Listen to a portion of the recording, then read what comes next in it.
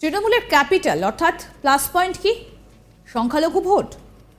গত নির্বাচনে প্রায় 91% সংখ্যালঘু ভোট গিয়েছিল রাজ্যের শাসক দলের ঝুলিতে, কিন্তু সেই সংখ্যালঘুদের জন্য তৃণমূল সরকার কিছুই করেনি। শনিবার 30শে মার্চ হাওড়ার উলুবেড়িয়াতে এক সভায় এই দাবি করলেন রাজ্যের বিরোধী দলনেতা শুভেন্দু অধিকারী। হাওড়ার বিজেপি প্রার্থী ডক্টর রথীন চক্রবর্তীর সমর্থনে এক সভায় হাওড়া গ্রামীণের উলুবেড়িয়ার এক সভায় শুভেন্দু বলেন, রাজ্যের সংখ্যালঘুদের জন্য কার্যত কিছুই করেনি তৃণমূল সরকার। যারা বাইরে চলে গিয়েছে 1 লাখ উলুবেড়িয়ার, এর মধ্যে 60,000 সংখ্যালঘু। এদের শিক্ষা, স্বাস্থ্য, কর্মসংস্থান, কেন্দ্রীয় সরকারের প্রকল্প দেওয়া, এসব দেওয়ার কোনো নাম নেই। খালি বিভাজনের রাজনীতি করে আর ভয় দেখায়। তবে একই সঙ্গে শুভেন্দু বলেন, একটা ভয় আর তৃণমূল দেখাতে পারবে না, সেটা হলো CAA আইন। শোনাই আপনাদের কি বলছেন বিরোধী দলনেতা শুভেন্দু অধিকারী।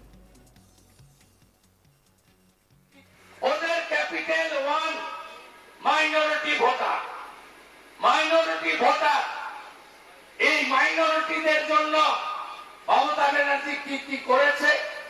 কিছু করেনি। যারা বাইরে চলে গেছে না, 1 লাখ লোক উলবেড়িয়া, আপনি যদি খোঁজ নেন 60,000 মাইনরিটি।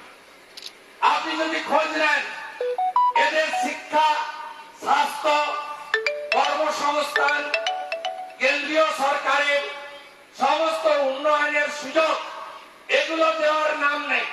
শুধুমাত্র বিভাজনের রাজনীতি করে, শুধুমাত্র ভয় দেখায়।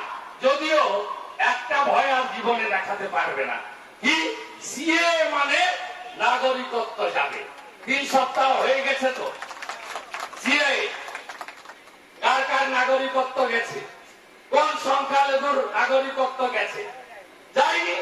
তাই যেটা অমিত শাহজি বলেছেন যে এই আইন নাগরিকত্ব কাড়া নয়, 3 কোটি বাঙালি উদ্বাস্তু যারা বাংলাদেশ থেকে এক কাপড়ে পালিয়ে আসতে বাধ্য হয়েছেন, যার মধ্যে আমার মাও আছে, বরিশাল থেকে পালিয়ে এসেছে এক কাপড়ে।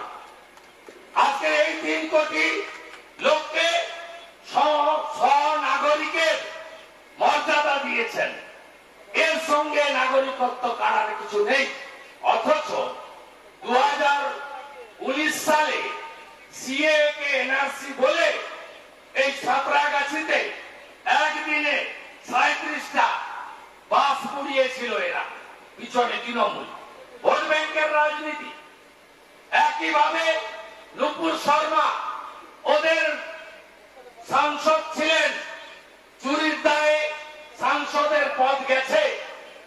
কৃষ্ণনগরের প্রার্থী মহুয়া মৈত্র মা কালীর সম্পর্কে খারাপ কথা বললে তাকে শোকজ করে না তৃণমূল, শোকজ করে না। অথচ নুপুর শর্মার মন্তব্য ভারতীয় জনতা পার্টি অনুমোদন করেনি, তাকে তৎক্ষণাৎ সাসপেন্ড করেছে।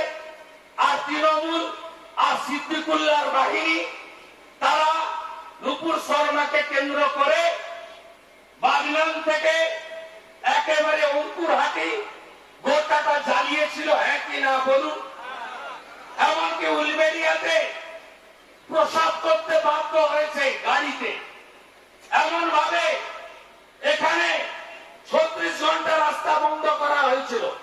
জাতীয় সড়ক, আপনি লজ্জা পাবেন, উলবেড়িয়াতে অবরোধে আটকে গেছিল একজন গর্ভবতী মা। তাকে গাড়ি থেকে বের করে পাশে একজনের ধাবাতে কাপড় দিয়ে ঘিরে মায়ের সম্মান রক্ষা করে ভূমিষ্ঠ হয়েছিল। করমণ্ডল এক্সপ্রেস, ভেলোর থেকে রোগীরা আসে, গোটা ট্রেনটা উলবেড়িয়াতে পাথর ছুড়ে মারা হয়েছিল। মনসাতলা পার্টি অফিসে পেট্রোল দিয়ে দাউদল করে জ্বালিয়ে দেওয়া হয়েছিল। আজকে এই অবস্থা কি চান আপনারা ফিরে আসুক? চিরতরে মুক্তি চান তো?